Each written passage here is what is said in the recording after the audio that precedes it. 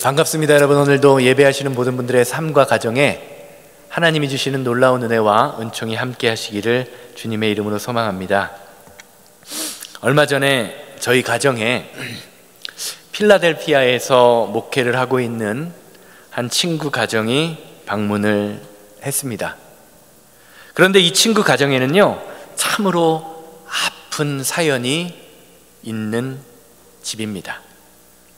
7년 전 여름 휴가를 마치고 돌아오는 길에 큰 교통사고를 당해서 막내딸을 하나님 나라에 먼저 보내야 했던 그런 사연이 있어요. 휴가를 마치고 집에 다 와서 이제 골목 하나만 들어가면 되는데, 신호대기 중이었는데 뒤에서 달려오던 대형 트럭이 핸드폰 문자를 보내다가 신호를 보지 못해서 제 친구의 차를 그대로 밀어버려서 오중 충돌이 났습니다. 그 충격으로 차가 승용차를 타고 있었는데 차 앞하고 뒤하고 거의 반쪽이 되어서 붙어버리는 큰 사고가 났고요. 당시 5살이던 막내딸이 그 자리에서 하나님의 부르심을 받았죠. 자녀를 잃는다라는 것은 부모에게는 상상을 할 수 없는 엄청난 고통입니다. 부모에게 자식이란 어떻습니까? 내 생명보다는 때론 더 귀하게 느껴지는 존재잖아요. 그렇기에 내 아이가 생명을 잃는다라는 것은 부모에게는요, 삶 전체가 무너지는 것과 같은 아픔과 상처와 절망으로 느껴지는 것이죠. 친구와 함께 식사하는 식사 자리에서 제 아내가 친구 목사님 되는 사모님에게 조심스럽게 물었어요. 사모님, 그 큰 아픔을, 그 큰 고통을 어떻게 이겨내셨어요? 저도 아이를 키우지만 이 아이가 세상에 없다고 하면 정말로 견뎌낼 수가 없을 것 같아요 라고 물어봤어요. 그러자 그때 그 사모님이 제 아내를 물끄러미 바라보시면서 이렇게 말씀하십니다. 네, 사모님 말씀처럼 처음엔 정말로 죽고 싶을 만큼 힘들었어요. 그런데 그렇게 슬픔 속에서 잠겨있는 그때 하나님이 성령으로 우리와 함께 하신다는 말씀이 기억되고 마음에 새겨졌어요. 그리고 그 말씀을 붙들며 지금 하늘나라에 있는 지우, 딸 이름이 지우거든요. 지우와도 여전히 함께 할 수 있다는 것을 배웠습니다 라고 말씀하십니다. 그리고 사모님이 이렇게 말씀하세요. 저는요, 예쁜 꽃을 보면 지우야, 이 꽃 참 예쁘지? 라고 말을 하고요, 또 지우가 평소에 좋아하던 맛있게 먹던 음식을 보면 지우야, 이 음식 참 맛있을 것 같다, 같이 먹자라고 속삭인다라고 말씀하십니다. 그리고 그렇게 마음으로 늘 대화하다 보면 비록 몸은 함께 있지 않지만 내가 어디에 있든지 무엇을 하든지 지금도 내 아이와 함께 있는 것이 느껴진다라는 말씀을 하십니다. 그리고 마지막으로 이런 말씀을 하십니다. 부모는요, 아이가 세상에 없다고 생각하면 단 한순간도 이 세상을 정상적으로 살 수가 없습니다. 저는 사모님의 말씀을 들으면서 7년 전부터 이어졌던 그 고통 가운데 제 친구의 가정 속에 얼마나 큰 아픔과 상처가 있었는지를 생각했습니다. 그리고 그 동시에 그 사고로 인해서 그 가정이 하나님이 어떤 분인지를 정말로 깊이 알고 경험을 했구나라는 것 또한 알게 되었습니다. 우리 인생도 마찬가지입니다. 우리가 인생을 살다 보면 우리들에게도요, 하나님을 경험하는 크고 작은 사건들이 있습니다. 그리고 그 사건을 통하여 저와 여러분들이 생각이 바뀌고 믿음이 바뀌는 인생의 큰 전환점을 맞이하곤 합니다. 그래서 우리가 우리의 삶에서 어떤 내가 예상치 못했던 사건을 만나게 되면요, 그 사건의 문제에만 얽매여서 힘들어하면 안 됩니다. 어떤 사건이 일어나든지 나에게 일어나는 이 사건을 통하여 하나님이 원하시는 것이 무엇인지를, 하나님이 말씀하시는 메시지가 무엇인지를 볼 수 있는 믿음의 눈이 저와 여러분들에게 필요한 것이죠. 오늘 말씀도 마찬가지입니다. 오늘 말씀은 하나님께서 애굽에게 일으키신 10번째 재앙인 장자의 죽음을 보여주는 사건입니다. 우리는 이것을 유월절, 넘어갔다, 영어로는 패스오버라고 합니다. 유월절 사건을 통해서 애굽에 있는 모든 사람, 애굽 왕 바로부터 모든 사람들의 장자, 그리고 가축의 새끼, 첫 번째 새끼까지 다 죽습니다.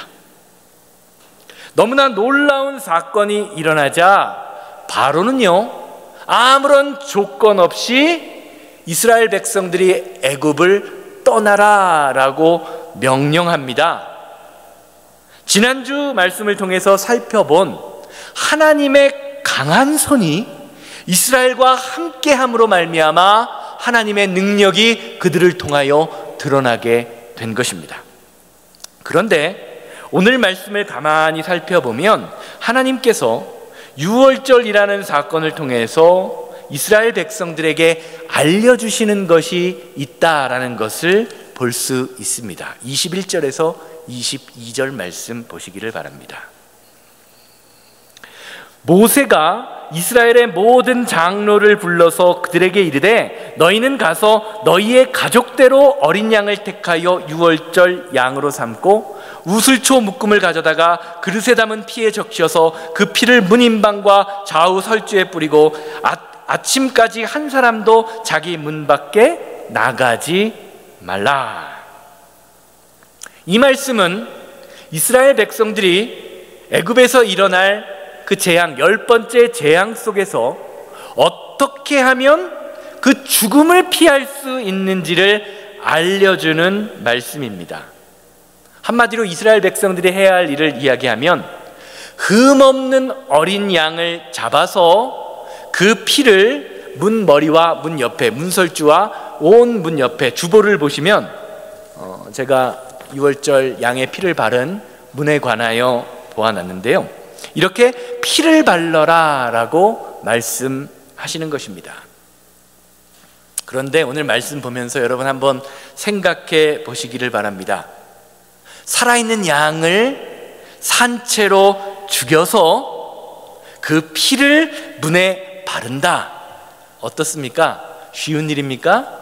쉽지 않은 일입니까? 제 아내처럼 피를 보면 어쩔 줄 몰라 하는 사람은요, 나는 절대로 죽어도 못한다고 저에게 하라고 떠넘길지 모릅니다. 그런데 오늘 말씀을 보면요, 하나님께서 그렇게 징그럽고 힘든 일을요, 이스라엘 백성들에게 가정마다 사람 수대로 하라, 직접 하라라고 명령하십니다. 그 이유가 무엇일까요? 그 이유를 살펴보기 위해서는요, 11장, 오늘 본문 말씀 앞에 나오는 앞에 있는 11장 7절 말씀을 살펴보아야 합니다. 11장 7절 말씀 보세요. 여호와가 애굽 사람과 이스라엘 사이에 구별되는 줄을 너희가 알리라. 사랑하는 여러분, 성도는요, 세상과 구별된 삶을 사는 사람입니다. 그리고 구별된 삶을 살기 위해서는요, 하나님과 사람들 앞에서 저와 여러분들이 성도로서 반드시 해야 하는 일들이 있습니다. 오늘 말씀 잘 보세요. 피를 바르라 라는 말씀은 하나님께서 이스라엘 백성들에게 10가지 재앙 가운데 행하라 하시는 요구가 들어 있습니다. 그런데 앞에 있었던 9가지 재앙을 한번 생각해 보세요. 9가지 재앙 속에는요, 이스라엘 백성들에게 요구하시는 것이 있어요, 없어요? 없습니다. 애굽 사람들이 고통당할 때 이스라엘 사람들도요, 똑같이 고통받았습니다. 그런데 마지막 장자의 죽음에서는요, 하나님께서 이스라엘 백성들에게 피바름을 요구하십니다. 귀찮고 번거롭지만 양을 10명 있는 집에서는 10마리를 잡는 재산의 손해가 있지만 하나님께서는요, 그것을 죽여서 피를 바르라 라고 말씀하십니다. 왜 그렇습니까? 이스라엘 백성들과 함께 하시는 하나님의 능력을 시인하라는 겁니다.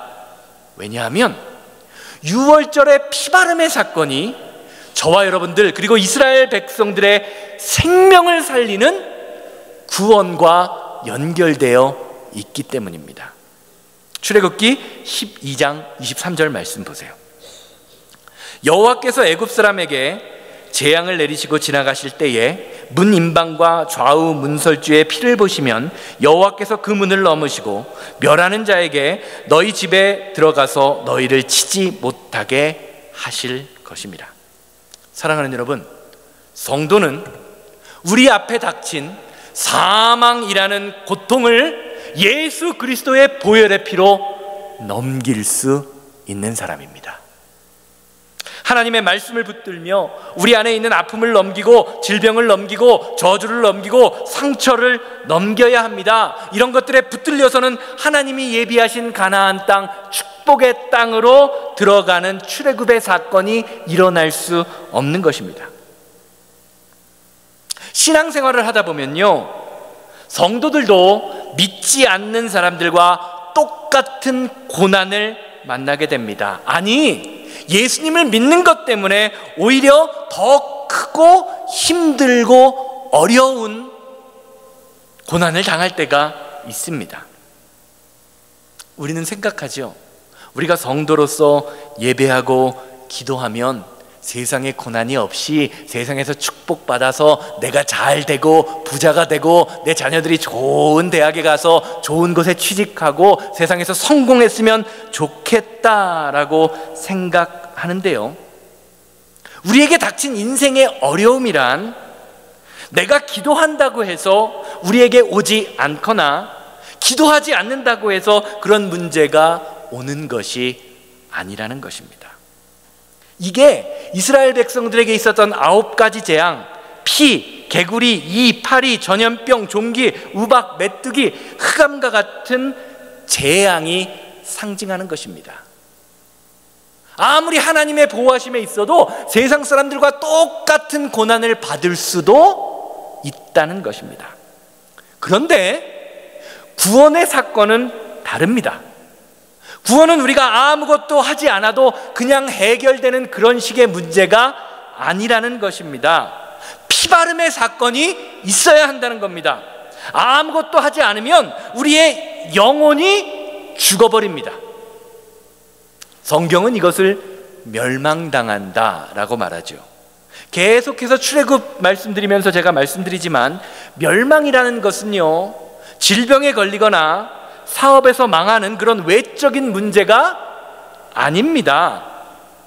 성경이 말하는 멸망이란 하나님과의 관계가 끊어지는 것입니다. 그게 죽음입니다. 관계가 끊어짐으로 하나님이 주시는 생명과 평안을 누리지 못하는 상태, 이것이 바로 멸망받은 자의 삶입니다. 한국에 있는 제 친구가 하나 있습니다. 그 친구가요, 겉으로 보기에는 세상적으로 굉장히 성공한 친구입니다. 제가 나이가 미국 나이로 이제 한국도 만 나이를 쓰니까 46인데요 40대 중반에 수십억의 재산을 모았으니 주변 사람들과 친구들이 그 친구를 다 부러워합니다. 40대 중반에 수십억 모았으면 많이 모은 거잖아요. 성공한 거잖아요. 그런데요, 이 녀석이요, 한 가지 문제가 있어요.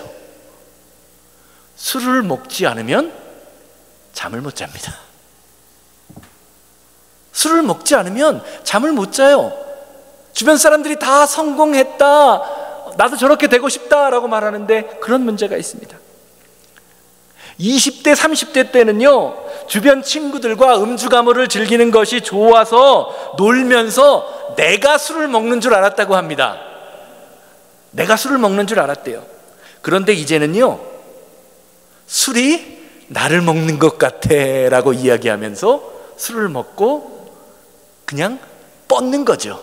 그렇게 하지 않으면 잠을 들지 못합니다. 사랑하는 여러분, 하나님과의 관계가 끊어지면요, 아무리 건강하고 아무리 성공해도 그 영혼은 이미 죽어 있는 상태입니다. 우리가 이걸 알아야 돼요. 그렇게 하나님께서는요, 이스라엘 백성들에게 조금 힘들고 피곤하지만 재산의 손해가 있을지라도 양을 잡아 피를 바르라고 말씀하십니다. 왜냐하면 그것이 애굽 백성들과 구별된 자의 삶의 모습이기 때문입니다. 사랑하는 여러분, 하나님이 구원을 위해서 저와 여러분들에게 요구하시는 것이 있습니다. 귀찮고 힘들지만 우리의 삶 속에 양을 죽이고 피를 바르는 그러한 사건이 우리의 삶 속에서도 일어나야 한다는 것이지요. 로마서 10장 10절 보세요. 로마서 10장 10절. 사람이 마음으로 믿어 의에 이르고 입으로 시인하여 구원에 이르느니라. 다들 이 말씀 너무 잘 아시죠? 많이 들어보신 말씀이지요? 그런데 많은 성도님들이요, 이 말씀을 보고 구원이라는 것이 단순히 입으로 믿는다, 나는 주님을 믿습니다 라고 고백하면 저절로 우리의 삶에 이루어지는 것이라고 오해하는 경향이 있습니다. 그런데 잘 들으세요. 아닙니다. 헬라어로 시인하다라는 단어의 의미는요, 같은 말을 하다, 같은 말을 하다라는 뜻이 있습니다. 즉, 입으로 시인하여 구원에 이르느니라 라는 말 속에선 하나님께서 우리에게 말씀하신 것처럼 내 입술에서도 하나님이 하시는 말씀과 똑같은 말씀이 선포되어야 한다는 것입니다. 쉽게 말하면 하나님께서 출애굽기 말씀을 통해서 구별된 자의 삶을 살라고 하신 말씀을 들었다면 저와 여러분들의 입술도 구별된 말을 하고 내 행동도 구별된 자의 삶을 사는 것, 그것이 성도가 예수 그리스도를 시인하며 구원받은 자의 삶을 사는 방법이라는 거죠. 그래서 바로 앞절인 로마서 5장 9절 말씀을 보면 다음과 같이 증거하는 것을 볼 수 있습니다. 만일 내가 내 입으로 예수를 주로 시인하며 또 하나님께서 그를 죽은 자 가운데에서 살리신 것을 내 마음에 믿으면 구원을 얻으리라. 자, 말씀 잘 보세요. 예수님이 죽은 자 가운데에서 살아나셨다라고 하시는 사실은요, 내가 바꿀 수 있어요, 없어요? 바꿀 수 없는 현실입니다.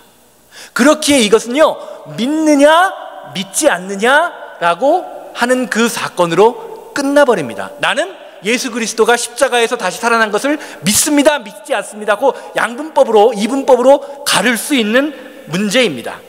그러나 시인하는 것은 다릅니다. 주님을 시인하는 것은요, 이 세상에 있는 모든 사람들의 반응이 다 어때요? 다를 수 있는 것이지요. 즉, 주님을 시인한다라는 것은요, 주님을 따르는 것, 주님의 말씀을 따라 사는 것이 반드시 포함되어 있는 것이지요. 그렇지 않으면 우리가 믿는 그 믿음은 절대로 세상에서 힘을 발휘할 수 없습니다. 고백하는, 믿는 대로 살아갈 때에 우리의 삶에서 믿음의 능력이 나타나게 되는 것이죠. 사랑하는 여러분, 신앙생활을 하다 보면요, 하기 싫은 일을 만날 때가 있습니다. 내가 이 일을 도무지 왜 해야 하는지 이해가지 않을 때도 있습니다. 때로는 그런 것들 때문에 물질의 손해를 보기도 하고요, 감정적인 손해가 내 마음속에 임할 때도 있어요. 그런데 하나님께서는요, 이 모든 일들이 하나님께 속한 자와 하나님께 속하지 않은 사람을 구별하는 일이라는 것입니다. 그래서 구별된 자의 삶을 사는 것이 구원받은 자의 증거로 저와 여러분들의 삶에 드러나게 되는 것이지요. 어떻게 드러납니까? 마태복음 10장 32절 말씀 보시기를 바랍니다.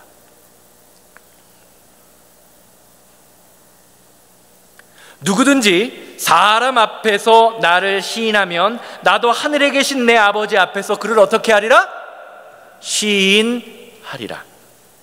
사랑하는 여러분, 성도는 사람들 앞에서 우리의 삶으로 예수 그리스도를 시인하고 증거하는 사람입니다. 그렇기에 때로는 용서하기 힘들지만 용서해야 합니다. 감사하기 어려운 상황에서도 감사할 수 있어야 합니다. 힘들고 어렵지만 주님의 말씀을 생각하며 구별하여 드릴 수 있는 믿음도 필요합니다. 이것이 성도의 삶입니다. 사랑하는 여러분, 오늘 이 시간 지금 여러분들이 시인하고 있는 것은 무엇입니까? 예수 그리스도의 십자가의 보혈입니까? 아니면 크고 작은 고난을 시인하고 계십니까? 내게 있는 상처만을 혹시 시인하고 계시지는 않으십니까? 오늘 이 시간 저와 여러분들의 인생이요, 하나님께서 우리의 인생을 바꾸시기 원하는 크고 작은 사건들을 통하여 가르쳐 주시는 그 믿음의 시인 앞에 서게 되기를 주님의 이름으로 소망합니다.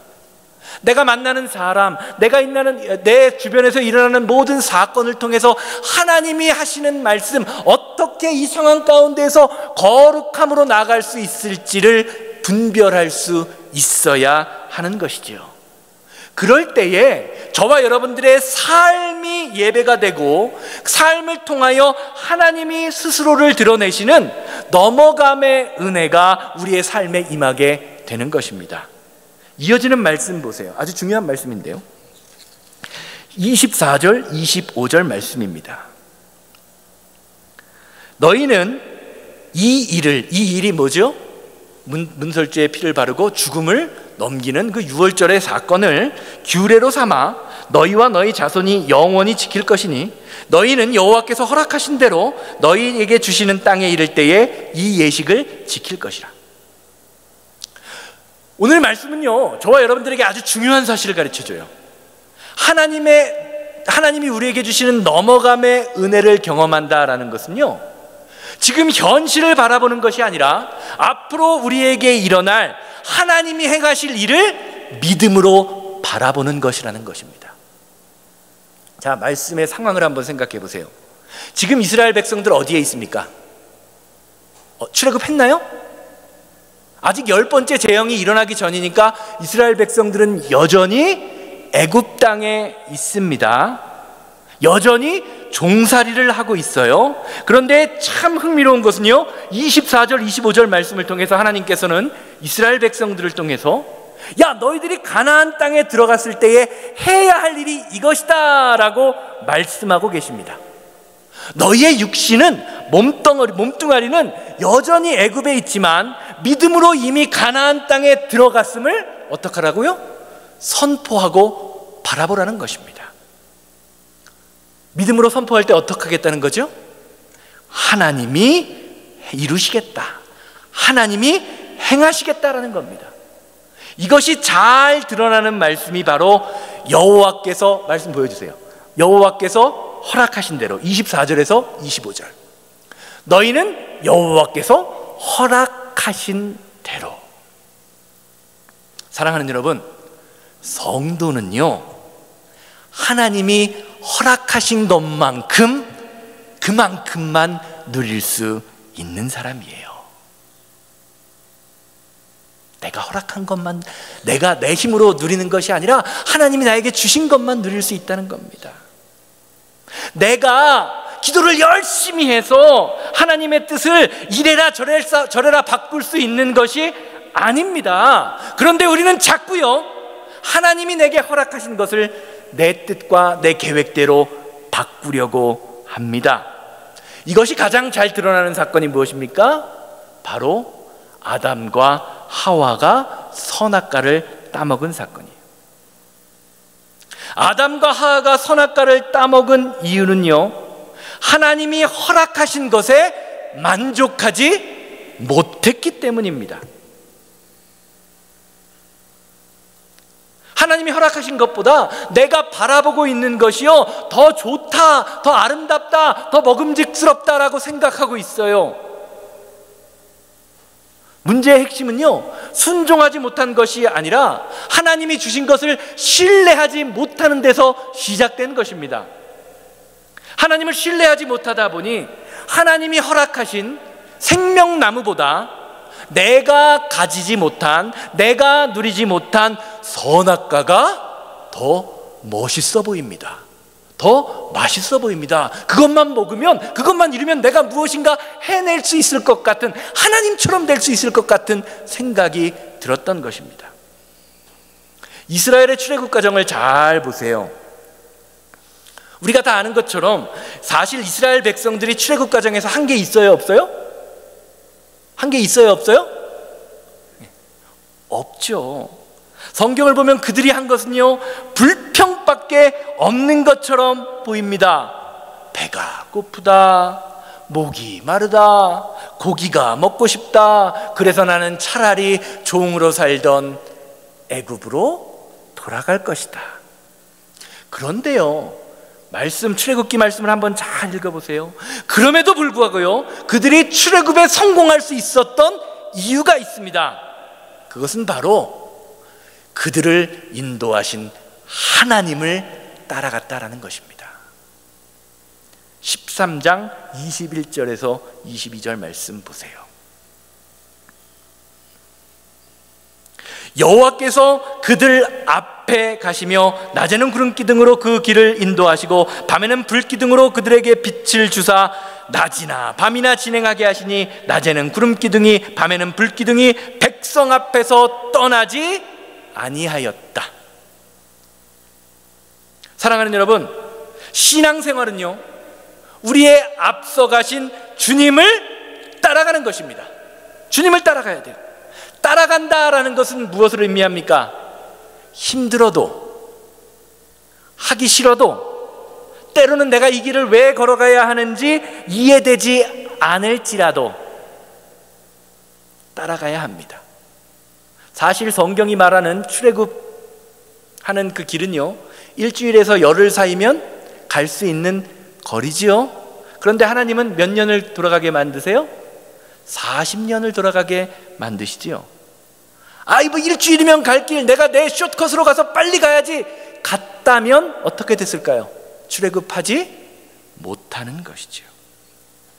사랑하는 여러분, 이해되지 않아도, 힘들어도, 조금 힘들면요, 속으로 불평하세요. 겉으로 하면 다른 사람들까지 힘들어지더라고요.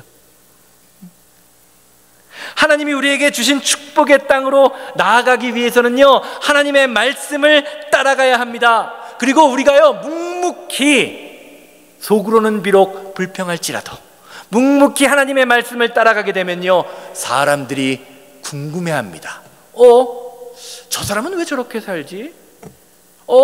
저 사람은 별것 아닌 것 같은데 왜 저렇게 하나님의 능력이 드러나지? 왜 세상과는 다르지? 이어지는 말씀 보세요. 26절 27절. 이후에 너희의 자녀가 묻기를 이 예식이 무엇이냐, 무슨 뜻이냐 하거든 너희는 이르기를 이는 여호와의 유월절 제사라. 여호와께서 애굽 사람들에게 재앙을 내리실 때에 애굽에 있는 이스라엘 자손의 집을 넘으사 우리의 집을 구원하셨느니라 하라 하매 백성들이 머리 숙여 경배하니라. 사랑하는 여러분, 믿음이라는 것은요, 왜? 라는 질문에서 시작됩니다. 방금 말씀드린 것처럼 저와 여러분들, 우리 새생명교회의 모습 속에서 왜? 라는 질문이 있어야 돼요. 나는 왜 이렇게 예배해야 하는가? 저 사람은 왜 이렇게 하나님 앞에 순종하는가? 우리 엄마 아빠는 왜 저렇게 살까라는 질문이 생길 수 있도록 살아야 한다는 것입니다. 내 자녀들에게, 그리고 옆에 있는 성도들에게, 내 주변 사람들에게 이런 질문이 생겨야 돼요. 왜? 사람은요, 궁금하면요 못 참는 존재입니다. 궁금하면 못 참아요. 이따 끝나고 아주 맛있는 밥이 준비되어 있을 텐데 밥 먹으면서요 옆 사람 한번 바라보시고 씩 한번 웃어주세요. 그리고 반대편 사람에게 귓속말 한 번만 해보세요.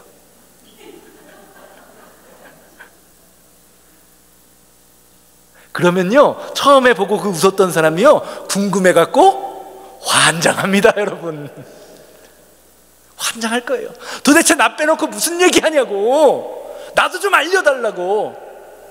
그 얘기가 알고 보면 별것 아닌 얘기일지라도요 궁금하면 환장하는 게 인간이에요. 우리의 삶 속에 다른 사람들에게 그렇게 환장할 만한 궁금증을 유발할 수 있는 삶이 있어야 한다는 겁니다. 하나님을 믿기는 하는데 세상 사람들과 똑같아요. 똑같이 거짓말합니다. 똑같이 화내고 싶으면 화냅니다. 혈기 부립니다. 손에는 털끝만큼도 보지 않는 그런 삶을 살아서는 안 된다라는 겁니다. 마땅히 화나야 되는 상황, 마땅히 내 것을 주장해야 되는 그런 상황 속에서 그리스도인, 참 그리스도인다운 모습으로 살아야 돼요. 우리의 예배 속에, 우리의 삶 속에 이런 모습이 있어야 됩니다. 여러분 한번 생각해 보세요. 내 주변에 저 장로님은 왜 저렇게 살까? 저 권사님은 도대체 왜 저렇게 살까라고 궁금증을 유발시키는 사람이 있으십니까? 오늘날 교회를 보세요.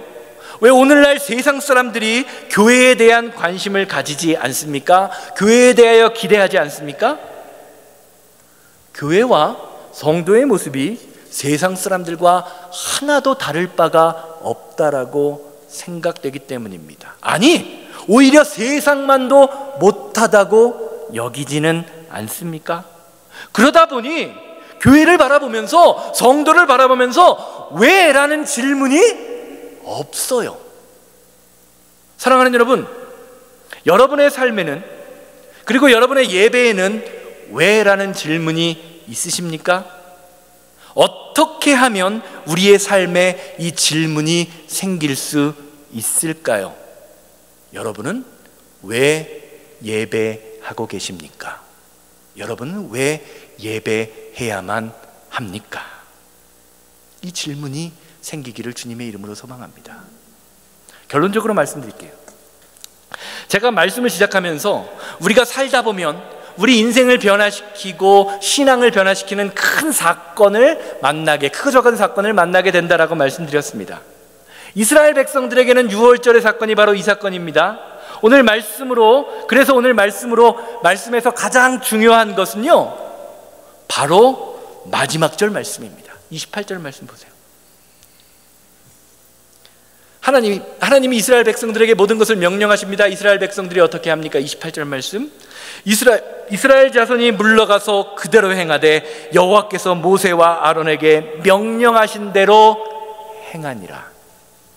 오늘 본문 말씀에서 말하는 유월절의 사건은요, 단순히 양의 피를 발라서 이스라엘 백성들이 죽음을 면했다라는 것을 말하려는 것이 아닙니다. 이스라엘 백성들이요, 하나님 모세에게 명하신 하나님의 명령을 듣고 양의 피를 바르고 밤새 기다리는 그 과정 가운데에서 하나님의 명령을 그대로 순종하는 민족이 되었다라는 것을 오늘 본문 말씀이 이야기합니다. 이것이 진짜 유월절의 의미라는 거죠. 그들이 삶을 변화시키는 인생의 큰 사건을 만났을 때 물러가서 행하되 그대로 행하니라를 실천하는 사람들, 민족들이 된 것입니다. 아무리 모세가 양의 피를 발라야 삽니다라고 외쳐도요, 양의 피를 바르지 않은 사람은 어떻게 됐을까요? 죽었습니다. 그런데 모세가 그렇게 외칠 때에 그 말을 주워들었던, 이제 이스라엘 사람들 뭐 하는 거야? 가만히 가서 들어보니까 양의 피를 바르면 산다라고 해서 양의 피를 이스라엘 백성들 따라서 발랐던 사람들, 이방인들, 애굽 사람들은 어떻게 됐죠? 죽음을 면했습니다. 실제로 성경을 보면 출애굽할 때 많은 이방인들이 함께 출애굽하는 것을 성경이 증거하고 있습니다. 말씀을 한번 생각해 보세요. 누가 진짜 이스라엘입니까? 그렇다면 여러분은 우리를 살려주시기 위한 하나님의 말씀, 예수 그리스도의 십자가 그 보혈 앞에, 그리고 여러분들을 변화시키려고 하시는 수많은 사건과 사고들 앞에서 어떤 자세로 말씀 가운데 서 계십니까? 저와 여러분들이 인생을 살다 보면 정말로 수많은 사건들, 예상하지 못했던 사건들이 퍽퍽 터지는 게 인생이에요. 그 인생 가운데 때로는 내 힘과 능력으로 어찌할 수 없는 문제들이 있습니다. 죄의 문제가 있어요. 관계의 문제가 있어요. 질병의 문제가 있어요. 자녀의 문제가 있어요. 이 모든 문제를 하나님께 맡기게 되기를 주님의 이름으로 소망합니다. 하나님께 맡기는 만큼 하나님이 넘겨주실 것입니다. 그리고 그 넘겨짐을 통하여 하나님이 어떤 분인지를 알게 되는 믿음의 역사가 저와 여러분들의 삶에 풍성하게 임하게 될 것입니다. 이것이 하나님께서 우리 앞에 만나게 되는 모든 사건들 가운데 넘겨짐의 승리를 주시는 이유입니다. 다 같이 자리에서 일어나셔서 원하고 바라고 기도합니다 라고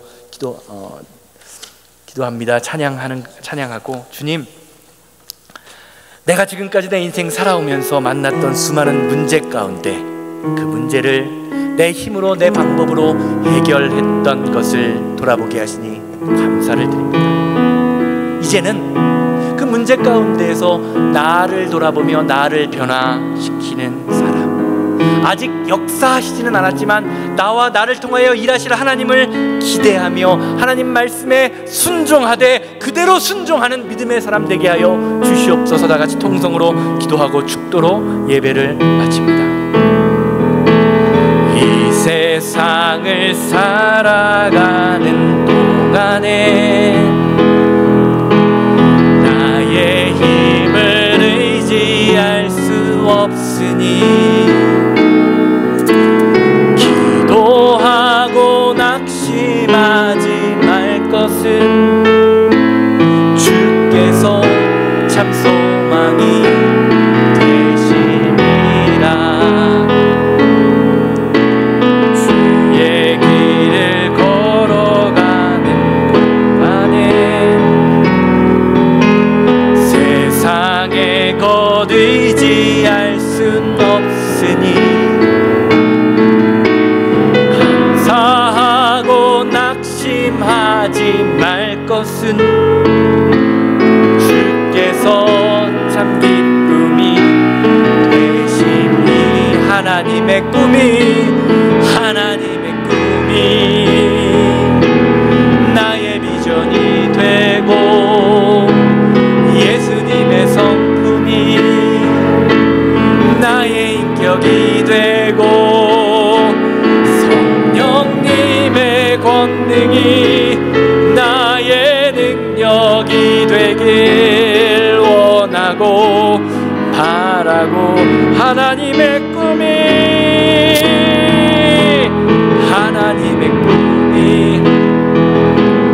나의 능력이 되고 예수님의 성품이 나의 인격이 되고 성령님의 권능이 나의 능력이 되길 원하고 바라고 다 같이 주여 한번 외치고 통성으로 기도합니다. 주여, 자비롭고 거룩하신 하나님 아버지 하나님, 우리가 만나게 되는 수많은 어려움과 고통과 아픔과 상처 속에서 견디기 힘든 그 어려움 속에서 주님을 바라보게 하시고 하나님의 말씀을 바라볼 수 있도록 인도하여 주시옵소서. 내가 바꿀 수 없는 것을 바꾸려고 힘쓰고 애쓰는 것이 아니라 바꿀 수 있는 것에 목숨을 걸고 아버지 하나님 최선을 다하며 하나님 말씀 가운데 아버지 살아갈 수 있는 귀한 믿음의 자녀들 될 수 있도록 주님 인도하여 주시고, 아버지 하나님 말씀이 무엇인지 하나님의 뜻이 무엇인지 온전히 바라보고 순종하며 예수 그리스도의 보혈의 능력으로 나에게 있는 모든 문제와 아픔과 상처와 질병과 관계의 문제를 넘겨버릴 수 있는 믿음의 일들이 일어날 수 있도록 주님 인도하고 역사하여 주시옵소서. 주님이 우리를 불러주셨사오니 그 불러주심에 합당한 자의 삶의 모습을 살아낼 수 있도록 인도하여 주시옵소서.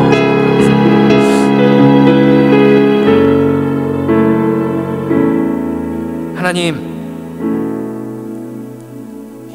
바꿀 수 없는 현실 속에서 그것을 보며 아파하고 힘들어하는 것이 아니라 주님이 나에게 허락하신 것이 진정 참된 축복임을 믿음으로 고백하며 하나님이 나에게 허락하신 것을 온전히 순종할 수 있도록 인도하여 주시옵소서. 이 세상의 교회들이, 이 세상의 성도들이 다른 사람들에게 왜라는 궁금증을 유발하지 못합니다. 주님, 나의 삶은 어땠는지 돌아볼 수 있게 하시고 아버지 하나님의 말씀을 바라보며 순종함으로 하나님이 명령하신 것을 그대로 행하는 믿음이 우리 가운데 일어나게 하여 주시옵소서. 이제는 우리 주 예수 그리스도의 은혜와 아버지 하나님의 거룩하심과 성령님의 감화감동 역사하심이 우리가 만나는 크고 작은 문제 가운데에서 하나님이 나에게 원하시는 것이 무엇인지를 분별하며 말씀에 순종하는 사람이 되기 원하는 우리 성도님들의 삶과 가정과 사업장 만나는 모든 사람들 위해 이제로부터 영원토록 함께 있을지어다. 아멘.